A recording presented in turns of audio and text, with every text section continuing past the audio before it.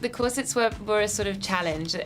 They just hold you in, so you sort of, it's quite painful. I do like corsets. You know, they make you stand up very straight. And it was fantastic for about 5 minutes, and you went, wow, that's amazing, and then you realised that you couldn't breathe. The first day I was in Budapest, and I put this corset on, and then I was like, oh, God, I'm gonna have a panic attack. No one likes corsets, do they? And after about a month, my organs shifted. Oh, my God.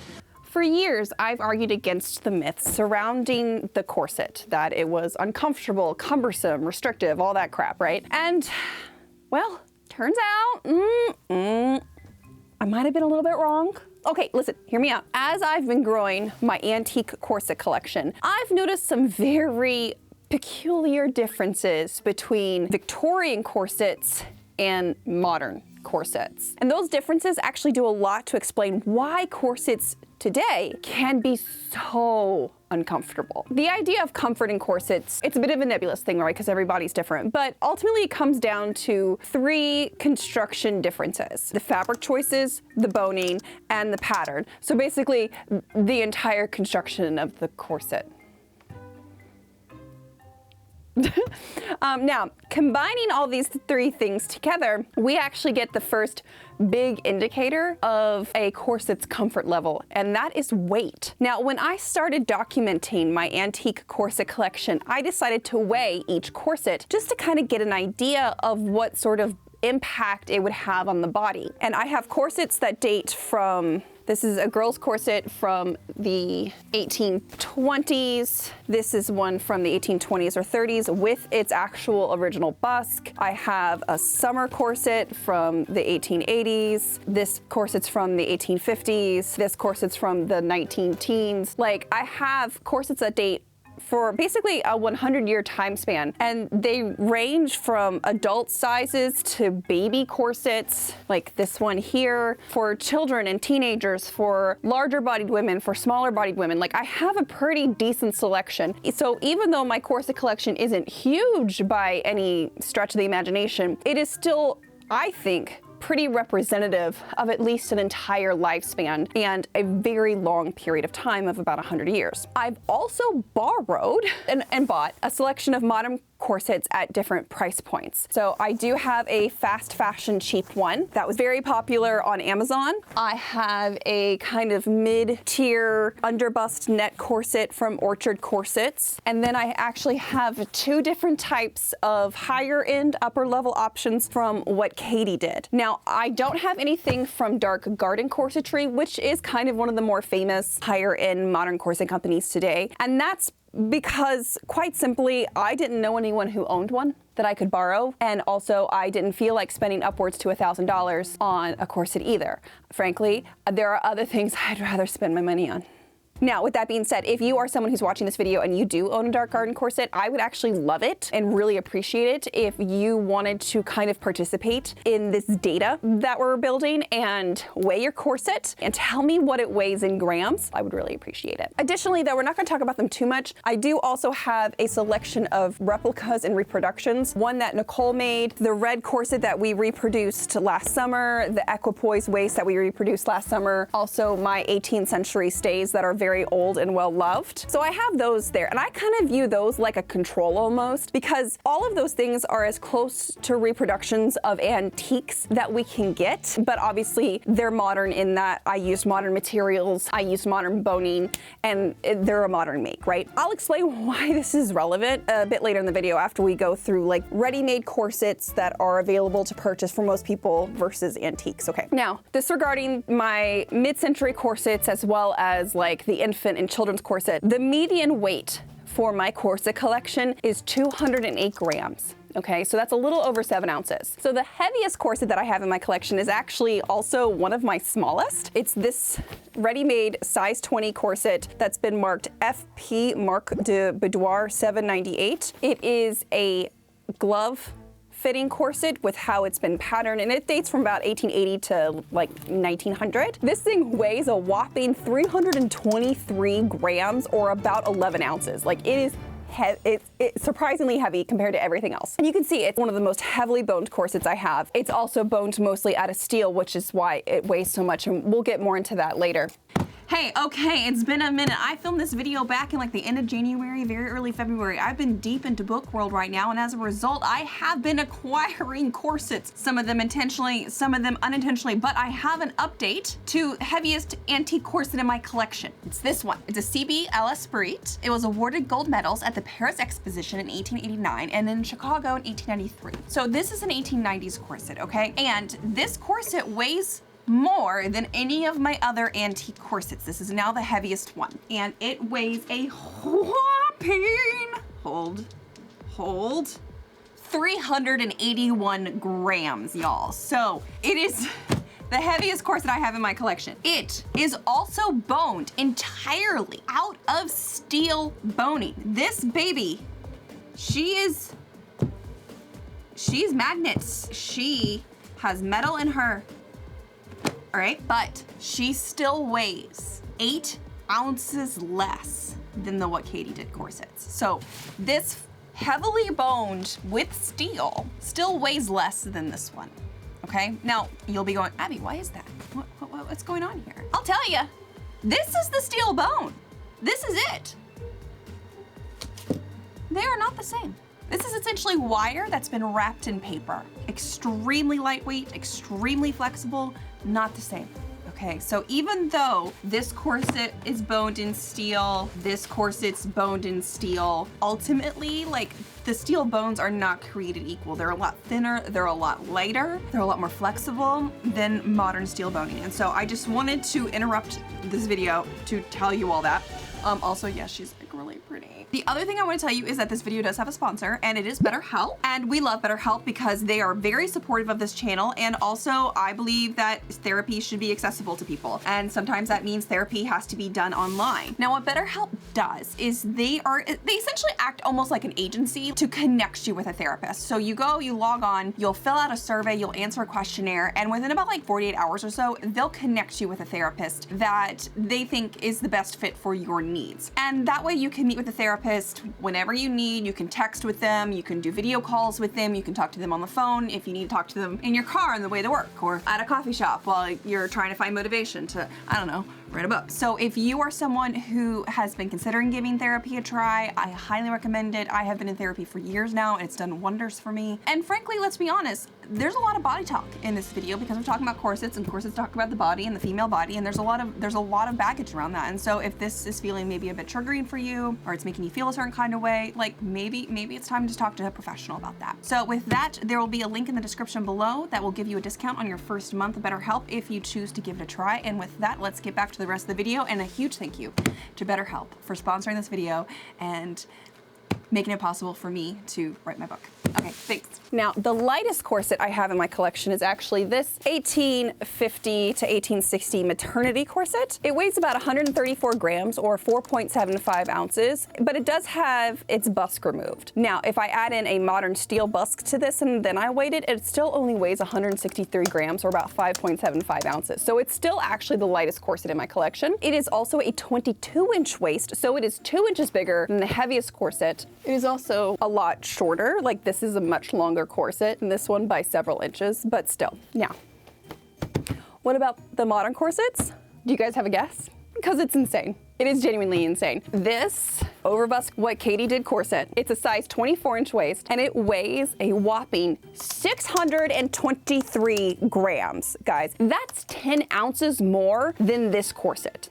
Okay, 10 ounces more. The tiny waspy orchard corset that is literally made from net, this one weighs 306 grams. It is also a 22-inch waist and extremely short. Now compare this one to my Victorian counterpart, which is also a net summer corset and a 30-inch waist, by the way. This one only weighs 237 grams. That's 69 grams or about 2.5 ounces less. And this corset is several inches taller and wider. Like, and this kind of is the summary of the whole thing. We're gonna get more into the weeds with this because I think it's important, but ultimately, this is one of the biggest reasons why modern corsets can be so terribly uncomfortable today. They're heavy. way. These things weigh a ton. Like, it is distinctly different in my hands. And yeah, like, while 1.5 pounds might not seem like a whole lot of weight in like the grand scheme of things, when you have this wrapped around your torso and it's adding compression, a few grams or ounces will absolutely make a huge difference to your comfort. But there's more to it than just weight though. Like, modern corset making is just full of terrible decision making, bad fabric choices, poor boning options, and just really terrible patterning. And all of those things combined is what results in such a heavy, awkward corset that is so wretchedly uncomfortable.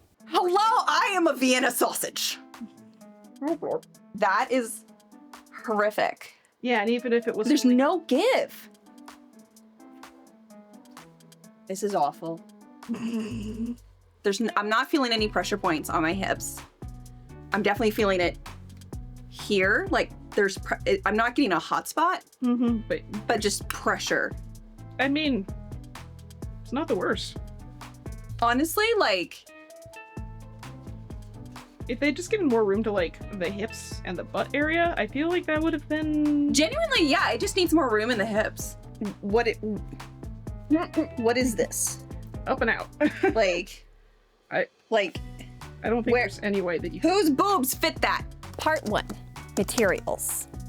The first thing you'll notice when comparing an antique corset to a modern corset, other than just the physical weight of them, is the fabric and the notions that were used when the sewing. Well, the best corsets today are all made with coutil, which is a stiff herringbone woven cotton that is intentionally created for corset making. When you look at ready-made corsets that I've compiled for today's video, you'll see something else. Polyester. And a lot of it. Whether it's brocade or satin, it doesn't actually matter. It's all polyester. You'll also notice that these corsets are really thick and bulky, like just incredibly thick compared to their Victorian counterparts. And there's like no real logical reason as to why they should be this thick. The What Katie Did satin overbust corset has at least 3 different layers of fabric to it. We have this polyester exterior fashion fabric.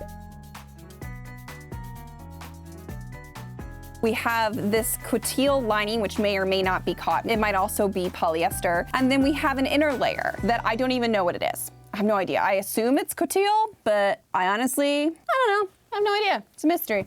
Even the Orchard corset, like net, it still has, like, weirdly enough, 2 layers of fabric for the boning channels. So what that means is that, like, this corset has like 7 layers of fabric at any given point. And for most places, it's actually 5. Like, why? Like, that's just unlogical, let alone these modesty panels, which are just frankly stupid. And if you're wondering why Victorian corsets don't have modesty panels, it's because your underwear was your modesty panel. Like, you would wear a chemise underneath of these corsets, where these modesty panels in the modern corsets are indicative of the idea that you weren't wearing anything underneath, and you should not be doing that. That's not a good idea. Now, Victorian corsets, 2 layers. Max. The most common material in my corset collection is actually going to be a gummed cotton sateen, which we actually reproduced in this corset because of looking at this original. And this gum cotton sateen is in almost all of my corsets. And the way that we stiffened this actually was with a ratio of about 40 grams of gum arabic to about 1/2 cup or 8 ounces of hot water. This stiffened the sateen to a paper-like consistency. And this is the fabric that I see the most. This has sateen. This is sateen, this is sateen, this is not stiffened anymore, but it's 2 layers of sateen. This is a single layer of sateen. This is net, obviously. This is the only coutil that I have, and it's still like at least 1920s. The equipoise waist is twill and plain woven. That's it. It's all sateen. So it's paper-like and it's stiffer, but it's not heavy and it's not thick and it's not bulky at all. If there is 2 layers of fabric, like in this corset, it's an inner layer of cotton sateen and then the exterior layer is still a really strong silk satin. So again, very thin but strong fabrics. But honest to goodness, guys, most of these corsets are single layers of fabric with just the boning strips attached on the exterior versus 3 layers of fabric or 2 layers of fabric. Now, I will say this about the modern corsets. The fast fashion corset, it's 1 layer. Construction-wise, this is eerily similar to a lot of these antiques. Some things are blatantly wrong, but the single layer, this is single layer. Now, it's a single layer of polyester fabric, which I don't recommend, but it's still a single layer of fabric. This neck corset's really interesting. This is also a glove-fitted corset and how the pattern is cut, which is different than other pieces because this is a singular piece, or like maybe 2 pieces or 3. Yes, 3. There's a piece here, and a piece here. The pieces, it's just a different patterning technique. But the actual material for the corset is this sort of millinery buckram or like really strong tarlatan that has also been gummed and stiffened, where the modern counterpart, this orchard corset, is completely soft and stretchy where the net goes. What's really cool too is we can see on the inside here that the boning channels are only on the exterior and that they used paper to actually help protect the boning and keep a crisp edge at the fold lines. So this is really a true summer corset, and that it's extremely lightweight and it's extremely breathable. Now, the other thing too, and I'm not gonna fully fault modern corset making here. Part of it's just we don't have materials available, but all of the antique corsets, all of the binding is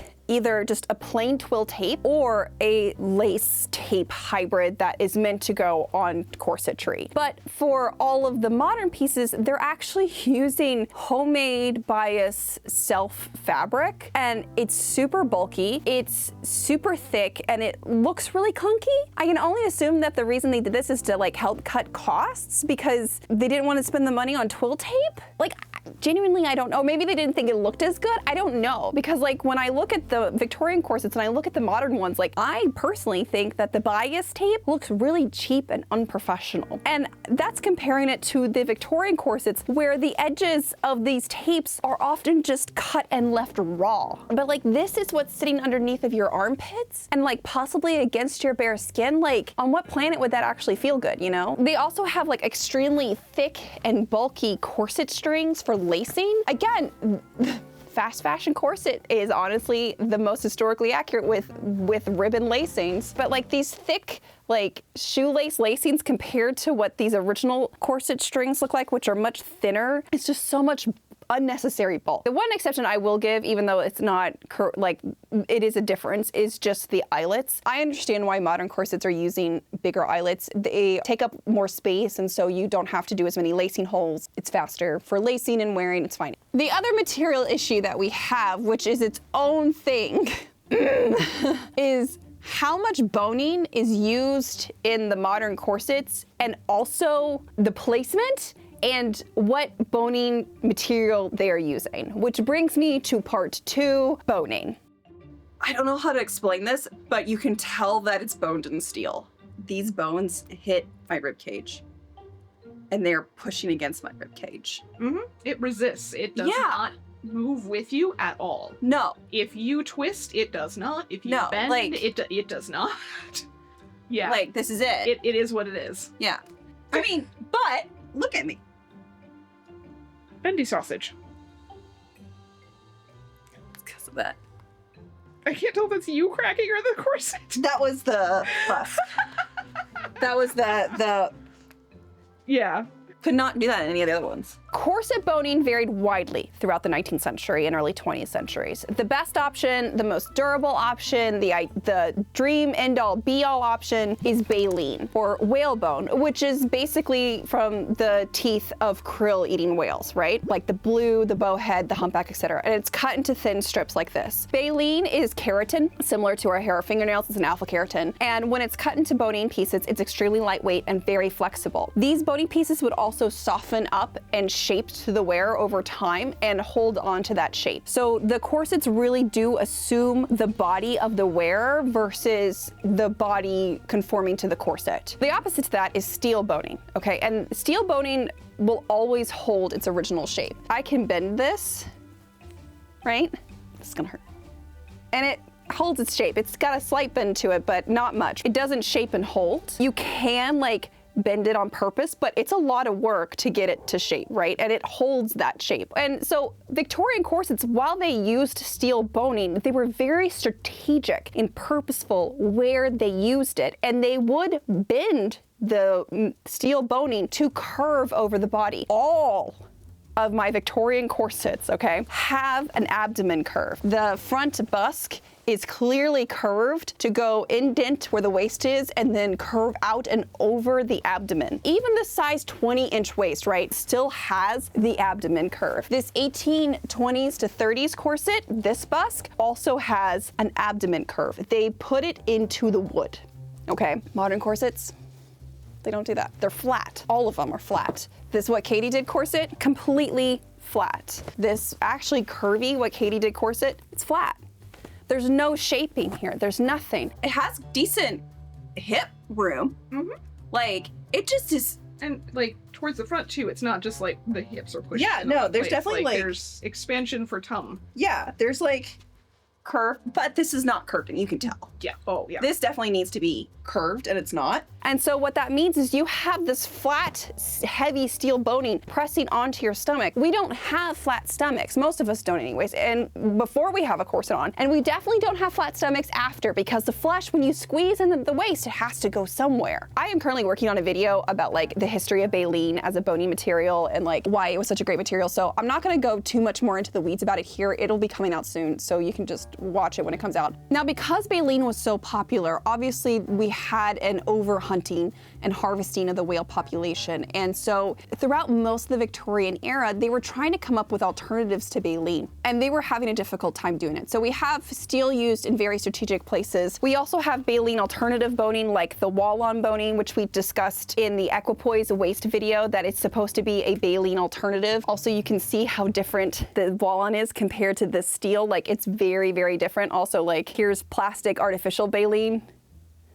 Like, very, very different, very, very light, very, very flexible. So it wasn't like they weren't trying to come up with alternatives. It's just really difficult to do so, right? What's fascinating about this corset, it actually is boned with cane. So again, a really lightweight boning material. The center backs, bones, the front busks, and usually the half-inch wide side pieces were what was boned with steel in the corset, and they were always shaped too. Where with modern corsets, it's heavy steel everywhere. And there's so much boning too. These corsets do not need that much metal boning, like, period. I don't know what happened, but at some point in the 20th or 21st century, someone decided that the quote unquote best corset boning was just flat steel. Even though it doesn't behave anything like baleen, it doesn't mold and flex and shape to the body, it fights your body. Mine always dig in right here around Yeah. the ribs with the modern ones because the steel can't bow out enough. Yeah, and my for rib yours. cage is not like That,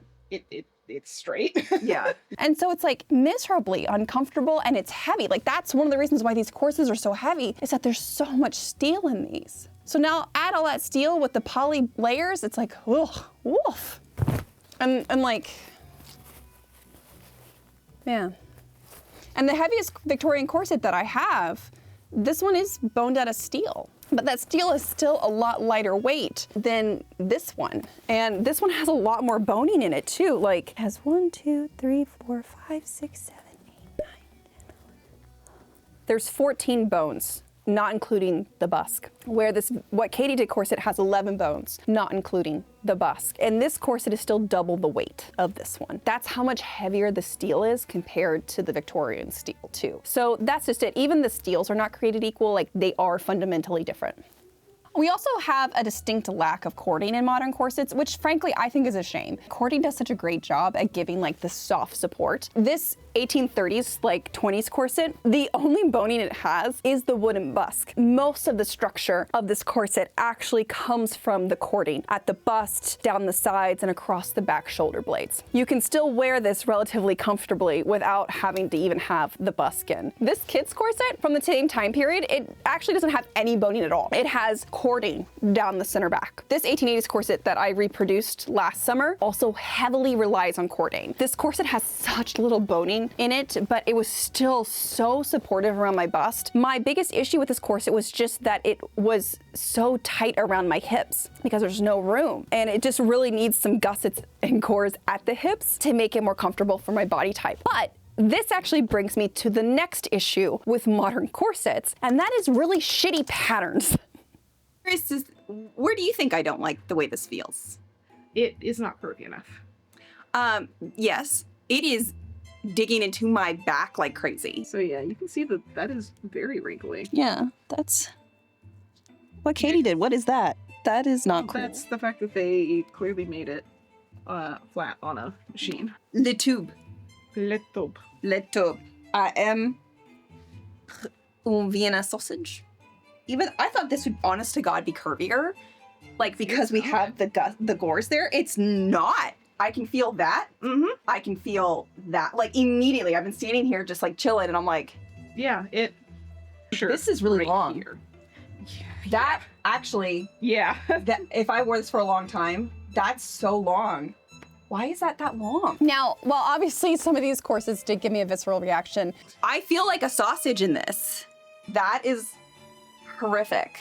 Hello, I am a Vienna sausage. I do want to point out that I did have at one point a net orchard corset that wasn't a 22-inch waist, and I don't recall it causing me pain that quickly, but at the same time, I still took it apart and scavenged it for boning and busks like a few years ago, and so I don't have it anymore. But still, I do think even though none of these corsets really worked for my body, like that great, or I didn't want to wear them for too long of a time, I do think they do a good job also still demonstrating that even today, there are different styles of corsets and different makers of corsets with different patterns, and those different styles and all of those decisions will impact how those corsets fit on your body. And no corset, whether it's a Victorian corset or a modern corset, they're not created equal at all. So what does this mean? Well, first things first is I think by going through all of these differences, I think it's obvious that our modern ready-made corsets are nothing like the originals. And the irony that the fast fashion corset is the most similar to Victorian ready-made corsets is not lost on me. Quite frankly, if it had the hip gores in it and it had more hip spring, it would actually be a pretty decent corset, though the creasing at the boning would definitely cause a problem after a while. Now, I also understand why brands like what Katie did are expensive. There's a lot of materials in these corsets. There doesn't need to be that much material in them. While I understand their costs in the grand scheme of things, I question whether or not they're worth it because, frankly, that white corset was horrifically uncomfortable for my body. I gotta take this off. This is awful. This is... They're heavy, they have way too much boning. You don't need that much boning, okay? Like the shaping and the curve of a corset doesn't come from the boning, it comes from the pattern of the corset. And the boning is just there to help support that shaping and to help support the body. And all of the modern corsets lack decent patterning. And this tracks with what I see in modern corset discourse on the internet with these insane rules about the correct way to lace corsets, people judging other people about their boning choices, how to tight lace, if they're supposed to be tight lace, like all of these like really kind of sometimes off the wall modern assumptions about corset wearing and corset making that have been accepted as fact, where when we actually look at real Victorian corsets, what we see are thin, lightweight, and very shapely corsets. And this is what I mean. The average hip ratio in my antique corsets, so the difference between the waist and the hip is just under 11 inches. It's like 10 3/4 inch. The bust to waist ratio is around 7 or just over 7. Now for modern corsets, the average hip to waist ratio is under 10 inches. And it's this corset that saved them because this one has the most hip spring. Now, am I surprised that modern corsets have such smaller hip spring? No, but you need hip spring for comfort and snatchedness, okay? If you don't have hip spring, you don't have snatched waist. Squeeze waist, fat go down, okay? Need room. Can't make small if no room. Has to go somewhere. So if you don't have room in your hips, you're not gonna feel as sexy. You're not gonna feel as good in your body. You're not gonna be as comfortable. It's just not gonna be good, okay? That's what happened when I put this on. It fit me great in the tits. It was great up here. I looked like a sausage down there. And I was like, I don't like looking like a sausage. Who wants to look like a bratwurst? I don't. Boo. So you need hip spring, okay? I'm gonna teach you the meaning of pain. You like pain? Try wearing a corset. Part 5. What does this mean for you in Hollywood? First, if you have gotten yourself a corset from any modern manufacturer that's ready-made, other than red-threaded corsets are based off of historic patterns and historic ratios, and Cynthia does such a fantastic job making those that you should be good. But if you get a corset from Orchard Corsets or what Katie did or even Amazon, and you put it on and you're disappointed with how it looks in your body, it's not your body's fault, okay? It's not your body's fault. It's not you. It is the corset. And that pattern just sucks. If you put on a modern corset and it hurts after a while and you have trouble breathing and you get fatigued after wearing it for just a couple hours, that's also probably not your fault. That corset is probably too heavy and badly patterned, even if you loosen it up. If you put on a modern corset and you become super sweaty and it gets really stinky, that's because the corset's made out of polyester and it's holding your sweat and body oils and bacteria aggressively against your skin. And that's bad. That's really bad. I wore these stays for years through the Virginia summers. They're made out of linen and wool, and they have never been washed, and they do not stink.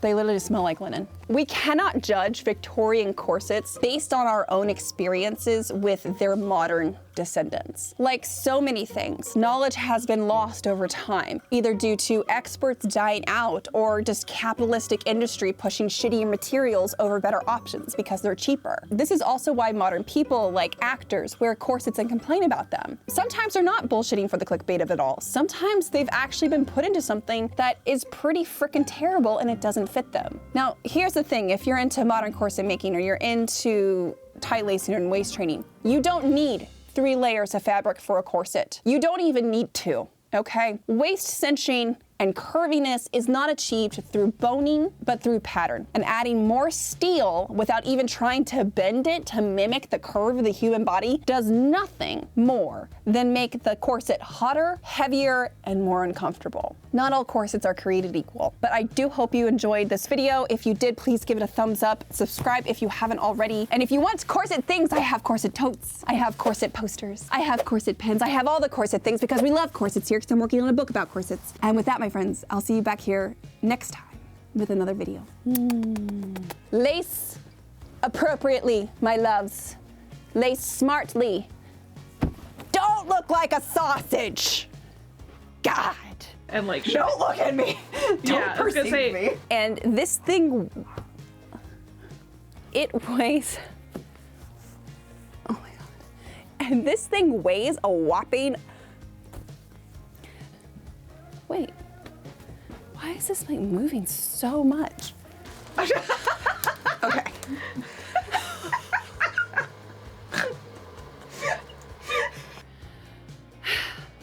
I don't think Morgan realized how much like use this basket would get. This whole look is brought to you by Morgan Donner. Because this is Morgan's corset. Is this size? I think Jimmy's home. Avert your eyes, Papa. All right, this is fine. Okay. Welcome and bienvenue. Welcome. Ante, stranger. Vegan, Spain, je suis enchantée. Happy to see you. I've lost my brain cell. Boom,